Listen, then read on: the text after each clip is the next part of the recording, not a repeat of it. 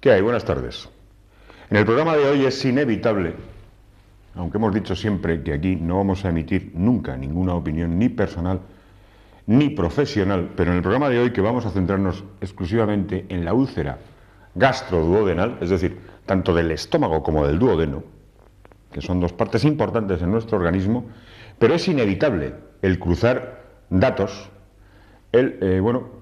Tenemos que tener en cuenta que gran parte de los fármacos que aquí estamos exponiendo los tomamos por vía oral, en el caso de pacientes, digamos, ambulatorios, pacientes de consulta externa, gente que está en su casa y que no necesita el concurso de un hospital o de un cirujano. Quiero decir que además constituye pues, el porcentaje mayoritario de las consultas y del uso de los fármacos.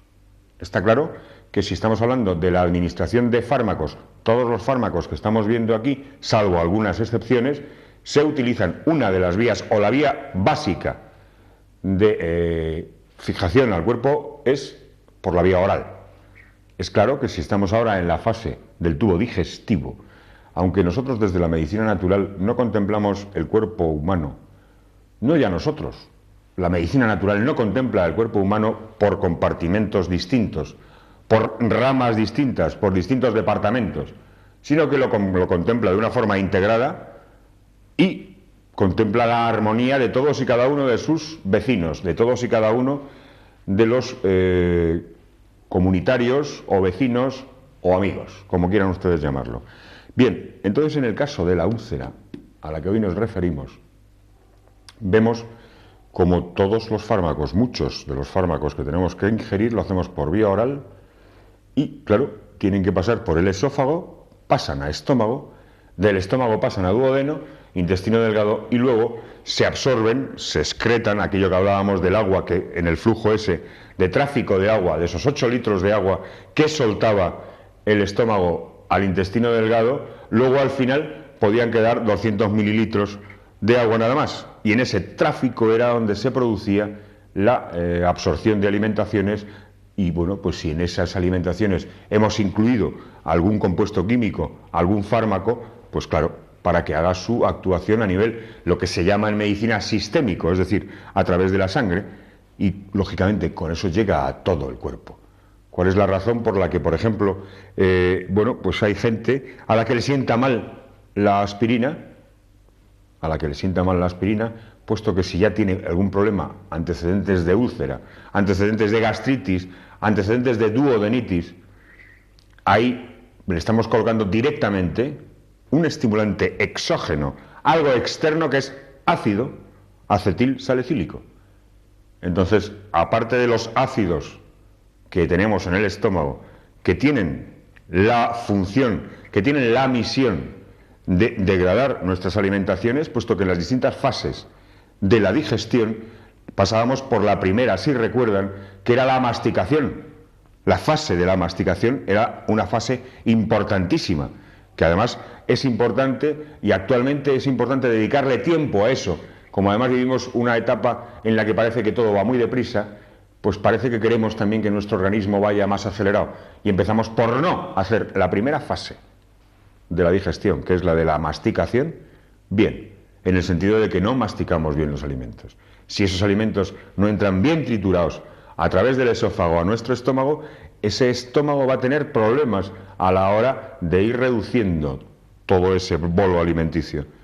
Y luego el resto de la estructura del aparato digestivo tendrá sus problemas, independientemente, por supuesto, de que las absorciones de las alimentaciones no se van a realizar como debe.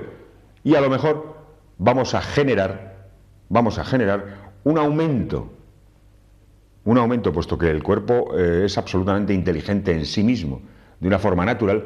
Él sabe defenderse, él tiene todos y cada uno de los mecanismos, todos y cada uno de los ácidos, todos y cada uno de los enzimas y de las proteínas que necesita para defenderse. Las tiene que sacar de la alimentación y si se ha acostumbrado a hacer una hiperproducción, es decir, a generar más ácido del que debe, esto independientemente, porque estamos ahora siguiendo un poco la pauta de la medicina moderna, estoy ahora en este momento, en el sentido de considerar el tubo digestivo, el estómago, como una cosa aislada.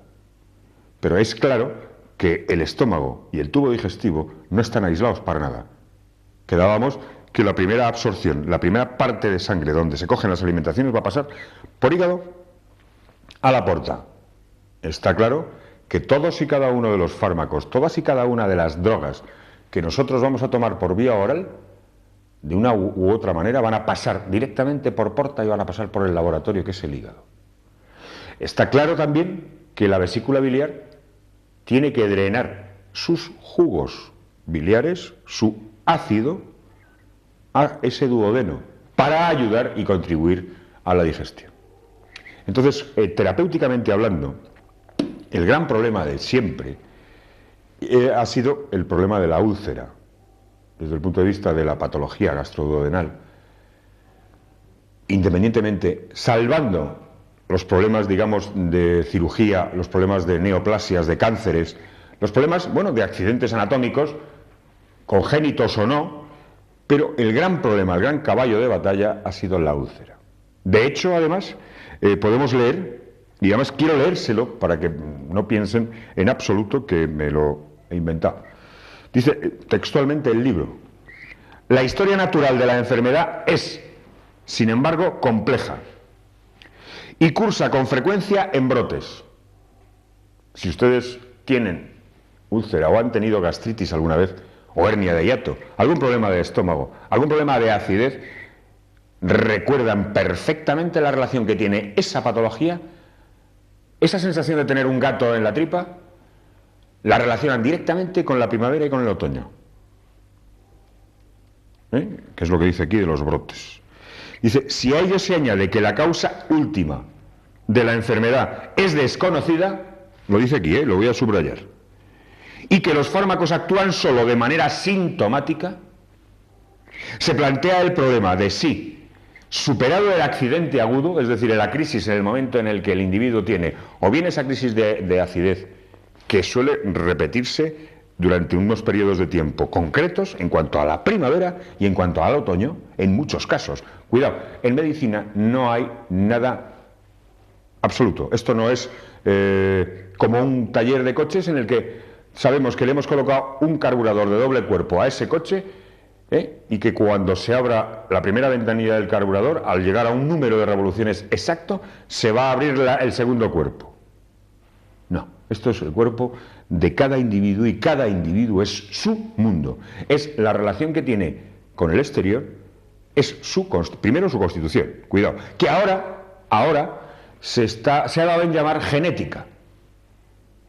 Ahora, esto de la constitución que desde hace miles de años en medicina natural se llama constitución, de hecho, bueno, pues por el hecho de tener, y están viendo ustedes los programas de Meridianos y Puntos, Universidad Abierta, Guía Médica, todos los programas, ustedes están viendo cómo un individuo, por el hecho de tener una nariz más o menos grande, unas orejas más o menos grandes, unos ojos más, cada uno de esos órganos, cada uno de esas partes de su cuerpo corresponden a un órgano padre, a un órgano jefe, y son el exponente de la constitución de ese órgano, de la constitución en conjunto. Podemos juzgar, podemos ver sin que el paciente hable, podemos aventurar, podemos incluso pronosticar por dónde puede o por dónde a lo mejor está fallando. Y eso nosotros llevamos llamándole constitución. Bueno, nosotros, yo soy relativamente joven, no muy joven, pero bueno, me estoy envejeciendo, lógicamente, como todos. Hay de aquel que no envejezca, claro, porque está claro que entonces se ha quedado seco, le han puesto un pijama de madera. Pero bien, está claro que esa constitución que ahora los laboratorios farmacéuticos, en vista del éxito que han tenido, puesto que los laboratorios, hemos visto en el primer programa, que creo que hacíamos un repaso de la historia de la farmacología, veíamos aquello del antes y después de la talidomida, y no quiero, esto lo he recordado en varios programas, y no quiero olvidarlo para que no se nos olvide a ninguno, puesto que la historia es importante conocerla para no repetirla, para no repetir los mismos errores. Y estamos viendo que si vemos de conjunto la historia de la farmacología, vamos viendo en qué aspectos tiene éxito. Concretamente hoy, al estar hablando de lo de la úlcera, bueno, hay unos... La úlcera es una cosa, es un valor entendido en el sentido de que es una cosa, una patología se considera banal, es banal, no pasa nada a los de afuera, le pasa al paciente. El que tiene cara de ulceroso es el paciente, el que tiene cara de malos amigos, de pocos amigos es el paciente, el que lo pasa mal es él. Y entonces, además, se utiliza los antiácidos o las ranitidinas o el omeprazol, ahora vamos a ir viendo todo eso, de una forma absolutamente indiscriminada y parece que no pasa nada. Esos frasquitos de magnesio, de magnesio que se beben como antiácido de una manera local para tratar de quitar la acidez a ese paciente, resulta que, aunque en teoría y en el prospecto se supone que no se absorbe nada de magnesio, resulta que sí se absorbe una parte de magnesio. Lo dicen los libros. Y que claro, el uso repetido de eso que es tan inocuo, tan que parece una tontería, de hidróxido de magnesio, puede producir alteraciones neurológicas y cardíacas. ¿Por qué? Porque el magnesio se acumula en el cuerpo. Estamos hablando de una tontería, ¿no? El hidróxido de aluminio, que es una cosa que, bueno, pues que se utiliza en los despachos, es habitual. Oye, déjame, ¿tienes un antiácido? Bueno, para que vean que la cosa más tonta en farmacología, evidentemente, esto estamos hablando a largo plazo. No piensen que porque un día se utilice eso, estamos hablando de que el magnesio se acumula en la célula hepática. Y como se va acumulando, pues va a plantear problemas. ¿A quién le va a plantear problemas? Si ustedes están siguiendo nuestros programas, verán que el hijo del hígado es el corazón. Si al padre le tenemos arruinado, el hijo, que es el corazón, acabará cantando su patología. Pues bien, cuando estamos hablando de lo de la genética, vemos la historia de la farmacología en plano. Y vemos cómo se van orientando los tratamientos. Nosotros ahora, a la hora de analizar, por ejemplo, históricamente, cómo se han orientado tratamientos hace 100 años, cuando apareció la talidomida, por ejemplo. ¿Qué es lo que ha pasado con esa talidomida cuando se prometía el oro y el moro? Cuidado. El tiempo que pasó desde que esa talidomida empezó a hacer daño, a hacer polvo a los pacientes, a las pacientes, puesto que no sé si recordarán que era una cosa que se utilizaba en señoras embarazadas como para evitar la sensación de náusea y vómito y esas cosas, generó monstruos. Y desde que un ginecólogo en Australia, en la otra parte del mundo, puesto que esto donde se desarrolló fue en Inglaterra, en la otra parte del mundo, desde que ese señor cruza los datos y establece la relación directa entre la patología de los hijos de sus pacientes, de los recién nacidos de sus pacientes, con la talidomida, hasta que la comunidad científica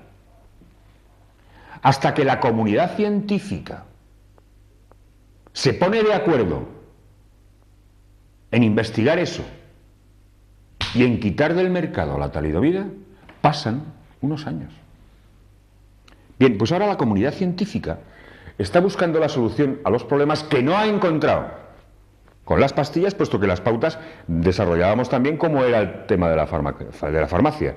El tema de la farmacología era, realmente los laboratorios, ¿qué hacen? Chequear sustancias.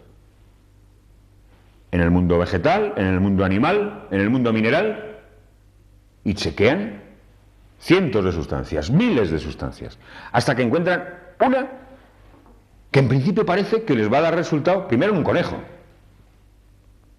Primero en un conejo. Es la veterinaria, en muchos casos, la que lleva la delantera a la hora de desarrollar. ¿Por qué? En veterinaria, está claro, en veterinaria ahora mismo pues, hay una peste porcina y bueno, pues hay que matar 10.000 cerdos, bueno, pues se matan 10.000 cerdos. Es claro que con el ser humano no se puede hacer eso. Pero cuando queremos extrapolar, está claro que la veterinaria sí que está adelantada. En veterinaria hay una serie de fármacos que se utilizan en humana, que se llama humana, y no se utilizan en veterinaria. Es decir, que un ganadero no se lo da a su ganado. Y no es que quiera a su ganado más o menos, no, no. Es que es un problema de rentabilidades. Y claro, a él lo que le interesa es que sus vacas, o sus ovejas, o sus cerdos, sus animales, estén bien para que produzcan, porque él no los tiene de mascotas, ¿no? Bueno, pues ahora estamos buscando la genética. Hemos visto cómo chequeando sustancias no resolvemos. Y entonces ahora se ha inventado el tema de la genética. No es que se haya inventado, la genética está inventada, la inventamos el ser humano, desde el momento en que nace la tiene. Y es lo que nosotros machacamos siempre como constitución. Como constitución. Entonces, cuando vemos que aquí dice que no se sabe el origen de la úlcera gastroduodenal, puesto que hay tipos de úlcera, pueden estar en estómago, pueden estar en duodeno. La úlcera no se instaura de la noche a la mañana. La úlcera es una herida.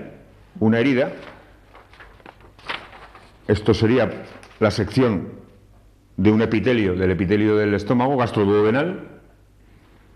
Y entonces, bueno, pues aquí estarían las células. Estas son las células.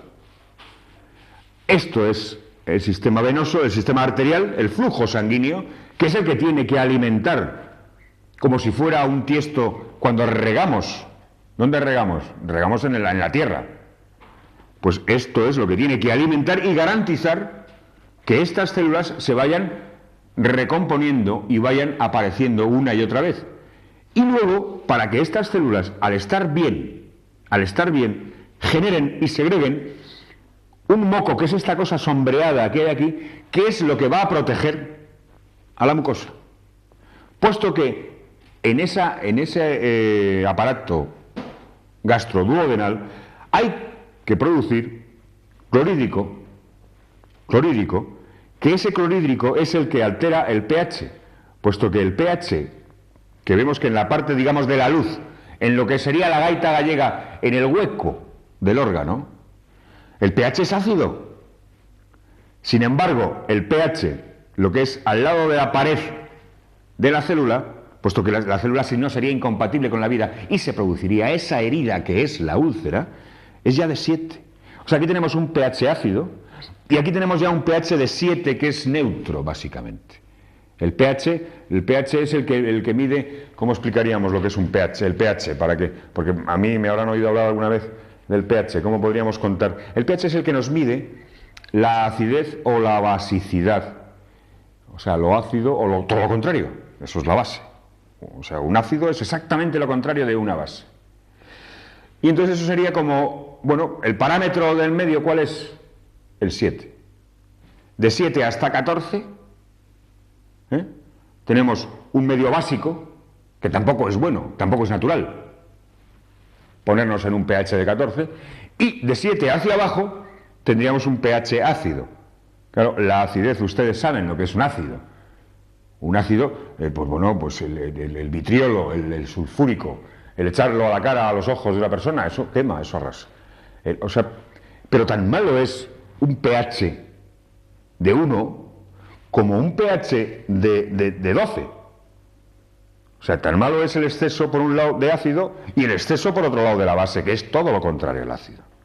De hecho, además, en el tema de cuando a los niños, cuando antes pasaba, ahora ya parece que pasa menos, pero sigue pasando, desgraciadamente, cuando toman un ácido, cuando toman, porque cogen una botella de lejía, hay que darles exactamente todo lo contrario. ¿Para qué? Para que contrarreste. Y esos dos productos químicos se equilibran. Entonces, ¿qué es una úlcera? Bueno, pues una úlcera es una herida. Una herida. ¿Cuáles son los factores que producen esa herida? Bueno, vemos que tenemos aquí las células, estas son las células que tienen que hacer su trabajo de secreción de gastrina, de secreción de pepsina, de secreción de clorhídrico y proteger a la vez en el medio para luego debajo está el riego, el flujo sanguíneo, que es el que va a permitir que estas células se sigan reconstruyendo, se sigan curando, se sigan recomponiendo. Entonces, distintos aspectos, distintos fármacos, los distintos fármacos que tomamos actúan a distintos niveles. Pueden actuar a nivel local, el ácido, eso que dicen de que la aspirina es bueno tomarla o en polvo o en efervescente o bien troceada. ¿Por qué? Porque claro, es claro que si tomamos una aspirina entera y está el estómago vacío, que ya tiene su nivel de acidez de clorhídrico, esa pastilla si cae aquí, por mucho moco que tengamos aquí de protección, que tiene bicarbonato, tiene ion bicarbonato aquí, para proteger precisamente a estas células, que son la madre del cordero, que son necesarias. Claro, si cae aquí la aspirina, esa aspirina es ácido puro, directamente, es ácido acetilsalicílico. Hará un agujero, hará un boquete en el moco, que actuará directamente y acabará erosionando la pared del estómago, erosionando la pared del duodeno. Esa es una de las fórmulas, pero también cuidado. A nivel sistémico, es decir, a nivel del riego que va por debajo de la célula, en el flujo sanguíneo que estamos hablando, esa sangre que va, dependiendo de una cosa que se llama las prostaglandinas, bueno, es una sustancia, cuidado, que además tienen una relación directa con los AINE. Bien, ustedes preguntarán, ¿qué es eso del AINE? Bueno. Los antiinflamatorios no esteroideos.